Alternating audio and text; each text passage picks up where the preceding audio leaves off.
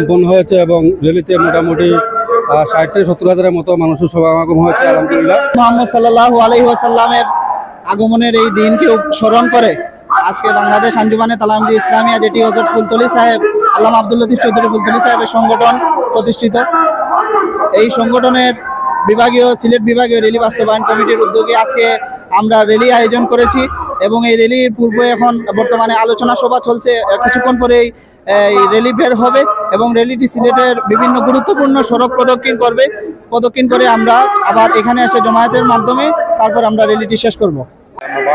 আপনারা জানেন তালামজি ইসলামিয়ার উদ্যোগে প্রত্যেক বছরই এই 11 রবিউল আউয়াল, এই বছর 12 রবিউল আউয়াল, প্রত্যেক বছর 11 রবিউল আউয়াল ঈদে মিলাদুন্নবী সাল্লাল্লাহু আলাইহি ওয়াসাল্লামের র্যালি বের হয়। আমাদের র্যালিতে আমরা ধারণা করি 50,000-এরও বেশি মানুষ হয়, মানুষ বলে আরো বেশি হয়, 60-70 হাজার আমরা ধারণা করি। আমাদের আয়োজন অনুসারে 50-60 হাজার মানুষ হয় এবং সবাই সালাতু সালামের মাধ্যমে আল্লাহ রসুলের শান ও মান গাওয়ার মাধ্যমে সিলেটের নগরীর আকাশ ও বাতাস মুখরিত করে।